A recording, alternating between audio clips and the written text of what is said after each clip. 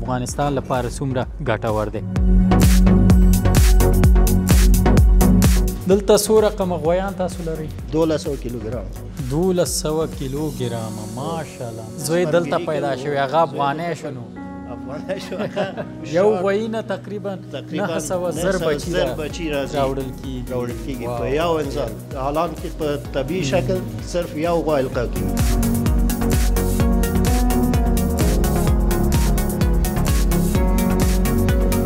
تور چې خوځېږي پکې سپرماتوزوا ورته وایي. دا ګوره څونه معلومي، هغه که شپږ لیتره شیدې وکړي، د هغه بچی بیا 10 لیتره شیدې کوي.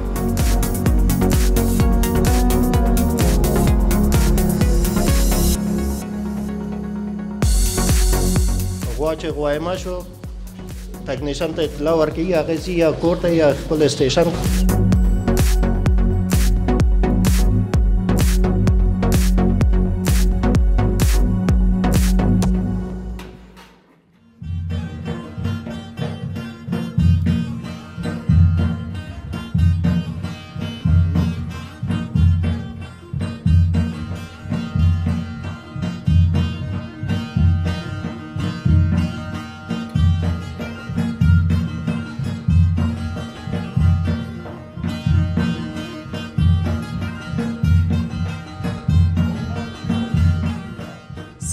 سلامونه د سنرایز افغانستان لیدونکو، هیله د ټول روغ جوړ او خوشحاله اوسئ. سباون مومند ستاسو په درانه چوپړ کې یو ځل بیا حاضر یم.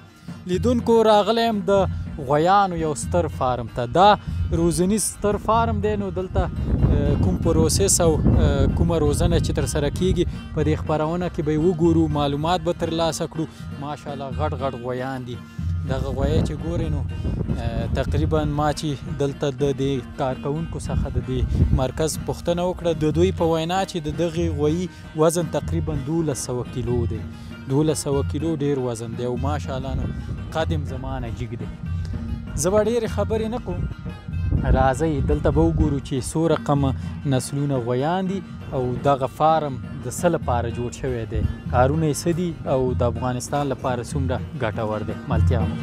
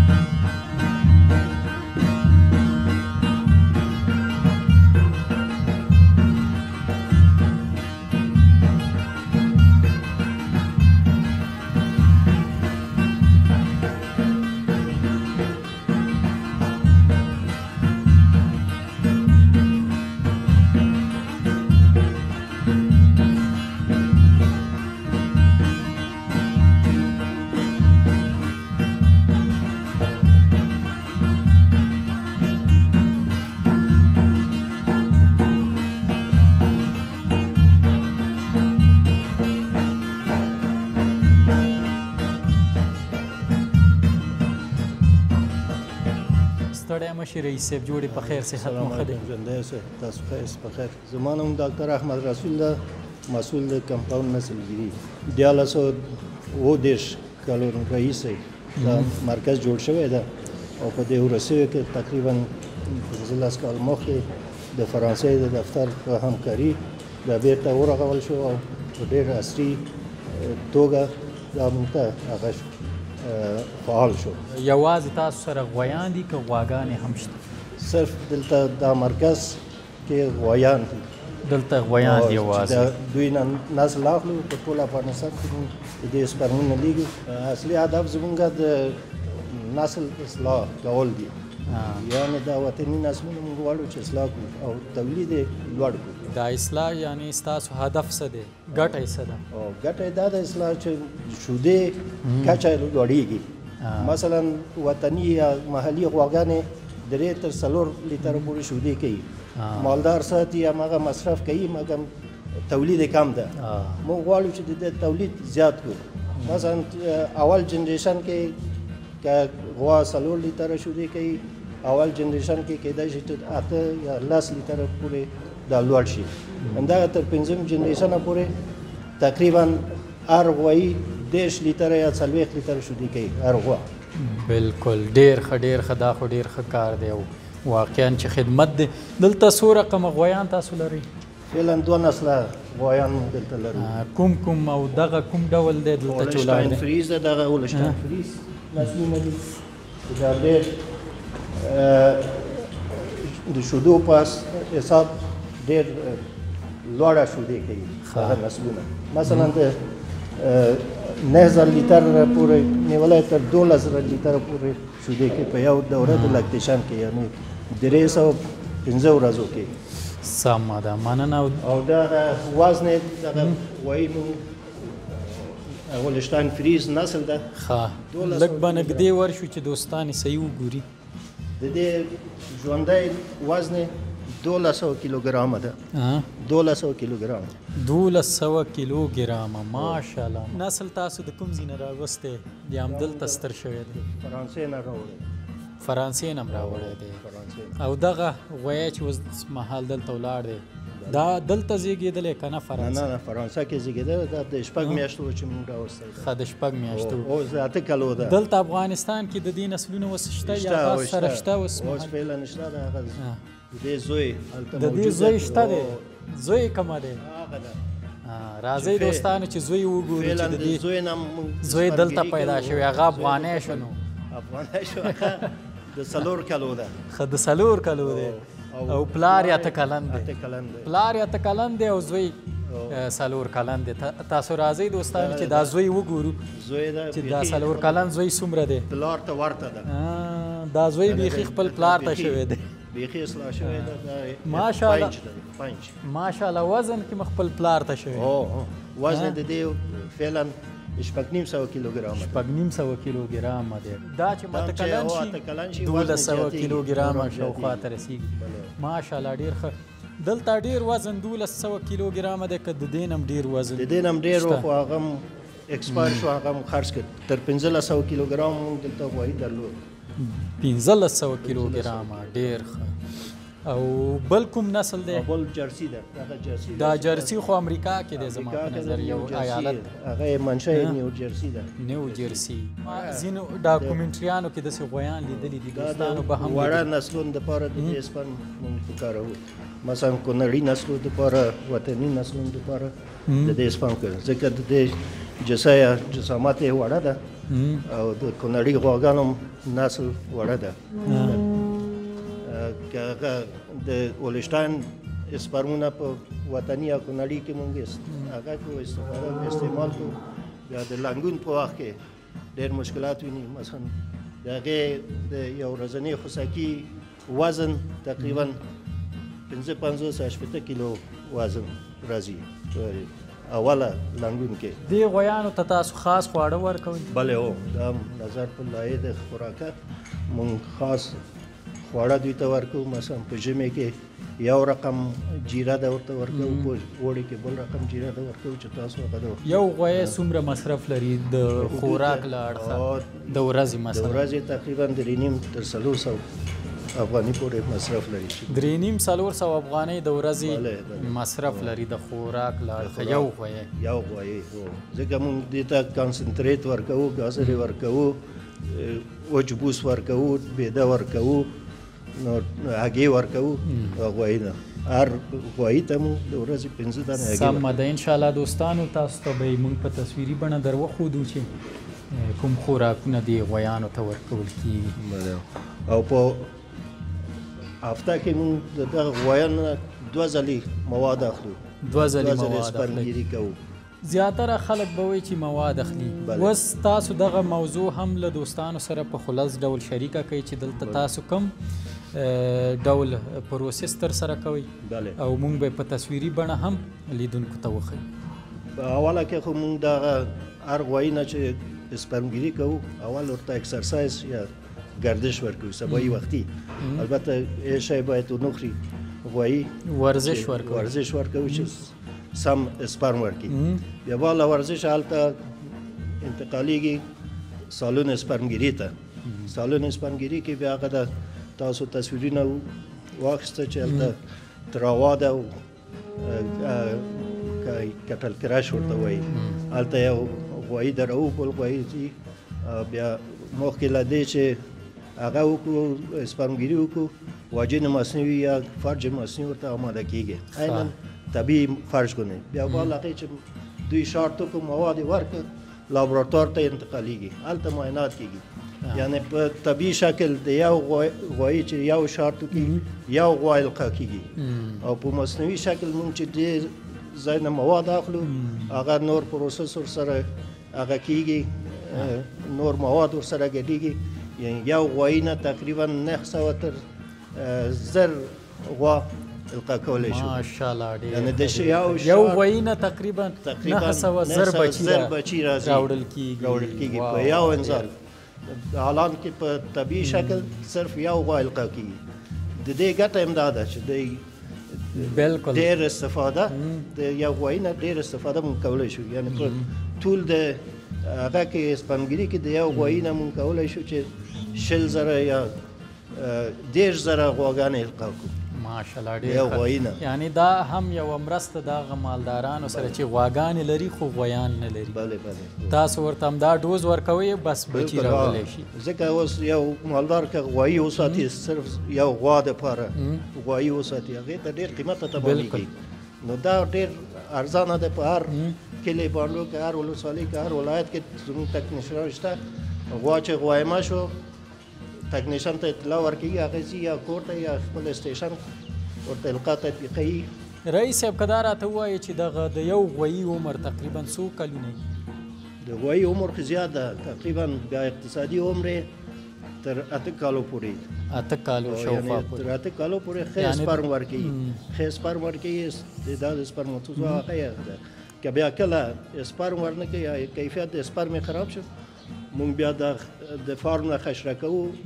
او قصاب ته ورکوو یعنی چې کله د کار نه ولوېده بس خرڅوئ په قصاب باندې دا خو ډېر ستر غویان دي بیا قصابانې په څو روپۍ اخلي قصابانې نو په نرخ د غوښې اخلي لکه څومره دانه به په څو راشي شاوخوا مونږ یو دوه غوایي درلود یو دانه 3 لکه خرڅ کړ 3 لکه روپۍ 3 لکه روپۍ یو غوایي په 3 لکه روپۍ دوه غوایي و ملیارد نسلونه و وزن یې ډېر زیات و تقریبا 15 کیلوګرام 1500 کیلوګرام وزن یې و ډېر هغه هم په 6 لکه خرڅ کړ 2 دانې 6 لکه روپۍ باندې 2 دانې ډېر ښه راځو دې ته پیسې څنګه دي پیسې لري که نه دا پیسې چیرته ځي او عایدات لري دا زموږ هغه فروشات آنلاین دي هر څوک چې ضرورت لري مثلا د ولایتونو یو نماینده راځي دلته سپرم زموږ نه انتقالوي موږ ورته تعرفه لیکو هغوی ځي بانک کې خپل پیسې تحویلوي بېرته عویز موږ ته راوړي د عویز په مقابل کې موږ ورته سپرم ورکوو مثلا په میاشت کې پیک د کار چې موږ 14 لکه 18 لکه 18 لکه افغاني د فروشات له دره کې موږ عاید لرو او بانک ته تحویلوو ډېر ښه او څو نفره کارکوونکي دلته په کار بوخت دلته فعلا 4 کسان دي د هغه عموم کې په دې مرکز کې عموم کې 14 نفره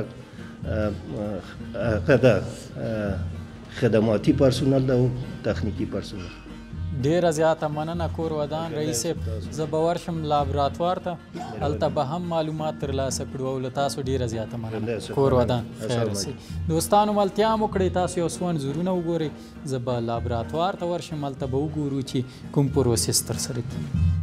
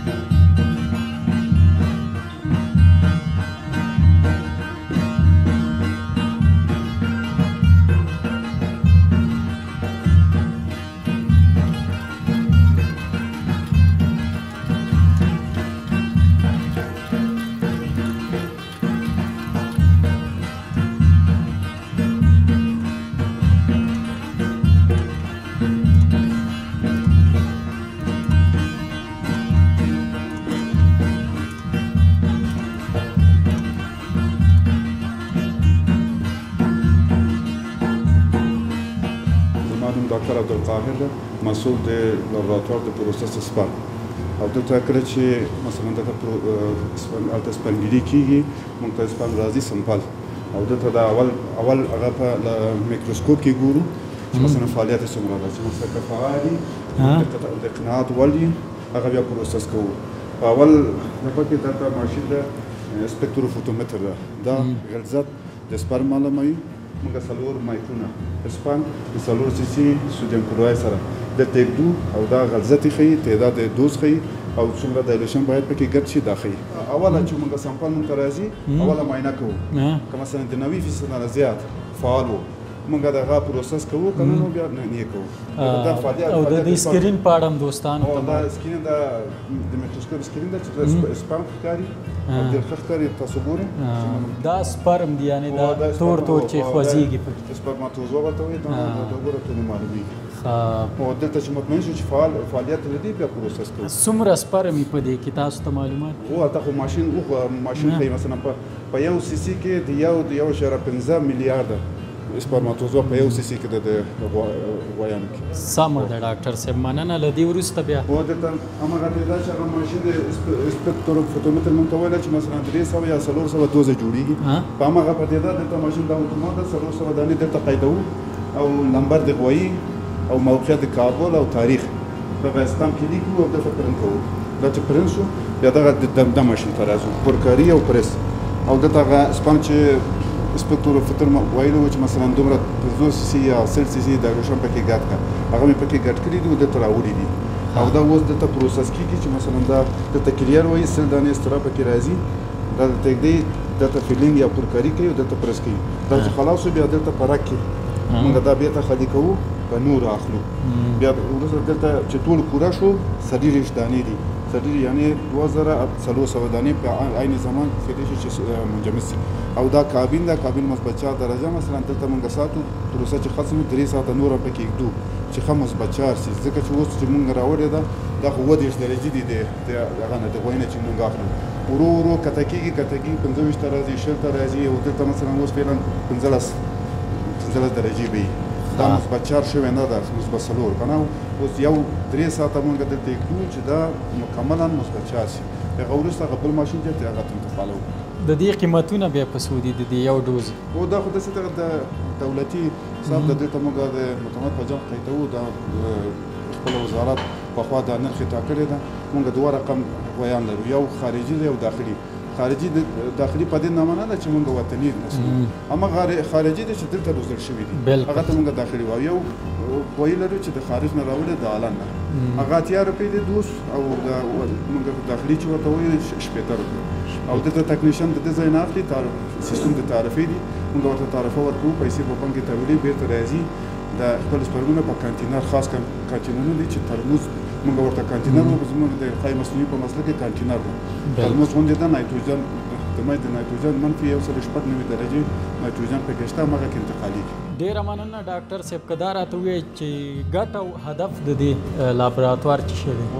دا خو اصلا دا مربوط اصلاح نسل ده. موږ تاسو په افغانستان کې زیاتره ځایو کې داسې کم حاصله او محلي غواګانې زیات لرو چې تولید یې کم ده.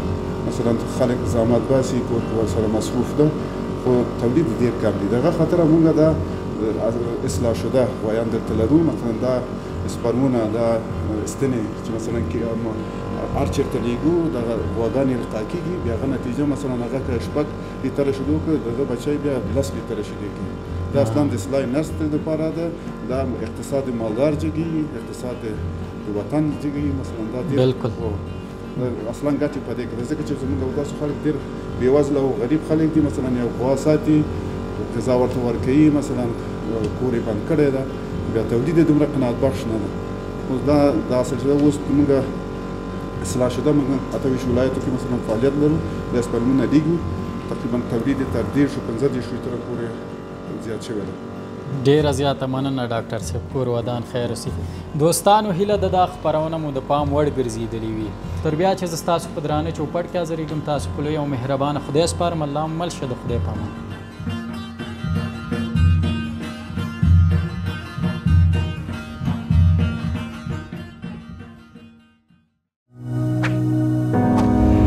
زموږ چینل سبسکرایب او د زنګ بټنه کېکاږئ.